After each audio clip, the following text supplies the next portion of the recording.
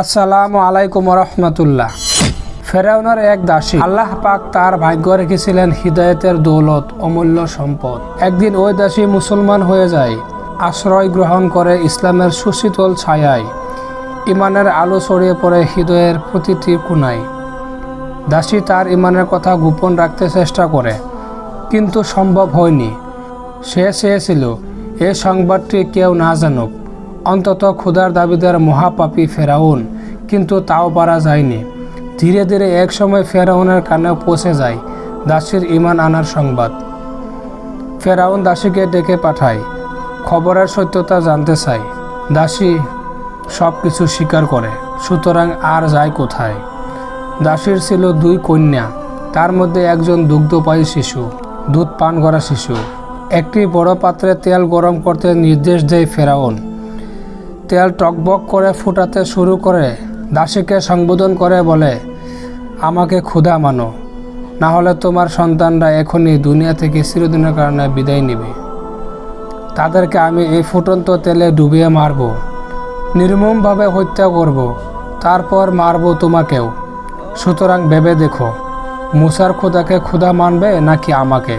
ফেরাউনের কথায় দাসীর ইমান বিদ্যুতের ন্যায় জ্বলে ওঠে। সে অবিচল কণ্ঠে বলে, আরে মিথ্যা খোদা, আমার তো মাত্র দুটি মেয়ে। যদি আমার আরও কয়েকজন মেয়ে থাকতো, তাদেরকে আমি ক্ষুধার রাহে বিসর্জন দিতাম, উৎসর্গ করতাম, তবু তোর মতো নাফরমানের অনুগত্য স্বীকার করতাম না। সুতরাং তুমি যা করতে চাও করো, কোনোই পরোয়া নেই আমার। আমি তো এ ত্যাগের প্রতিদান চাইব ওই আল্লাহর কাছে, যিনি তোমারও খোদা। নিষ্ঠুর ফেরাউন আর দেরি করল না। প্রথমে তুলে নিল বড় মেয়েটিকে, ছেড়ে দিল ফুটন্ত তেলে। সঙ্গে সঙ্গে মেয়েটির জীবন প্রদীপ নিভে গেল, বুনা হয়ে বাসতে লাগলো ফুটন্ত তেলের উপর। আহা, ফেরাউন কত পাষাণ! কোনো মা যদি তার সন্তানকে এভাবে মরতে দেখে, তাহলে কেমন লাগবে ওই মায়ের? কেমন হবে তার অনুভূতি? এই অনুভূতি কি মানুষের ভাষায় ব্যক্ত করা সম্ভব? না, মোটেও সম্ভব নয়, অসম্ভব, একেবারেই অসম্ভব। ভাব ব্যক্ত করতে পৃথিবীর সকল ভাষা অক্ষম, ভেঙে চুরমার হয়ে যাবে। মেয়েটির তেলে নিক্ষেপ করার সাথে সাথে আল্লাহর রহমতের সাগরে ঢেউ উঠে। সরে যায় মায়ের সম্মুখ থেকে পার্থিব জগতের পর্দা। অদৃশ্য জিনিস দৃশ্যমান হয়ে ওঠে তার চোখের সামনে। মা পরিষ্কার দেখতে পায়, মেয়ের রূহ তার শরীর থেকে আলাদা হয়ে উঠে যাচ্ছে আকাশের পানে। আর যেতে যেতে বলে যাচ্ছে, ধৈর্য ধরো মা, বেহেশতে দেখা হবে।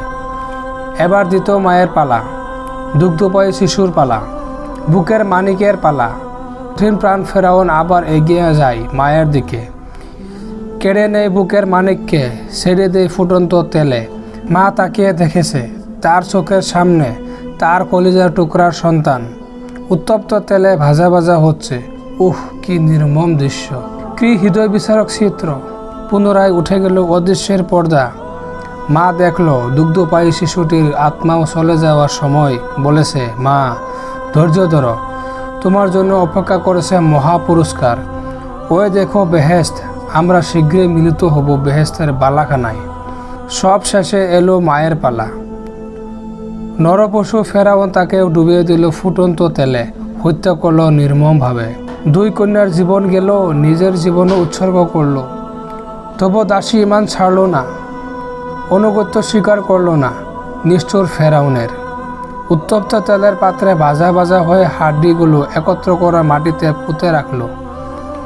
এই ঘটনার প্রায় 2000 বছর পর মেরাজে যাচ্ছিলেন প্রিয় নবী সাল্লাল্লাহু আলাইহি সাল্লাম।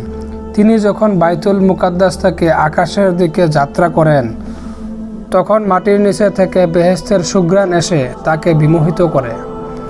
এ পাগল করা খুশবু পেয়ে অভিভূত হন তিনি।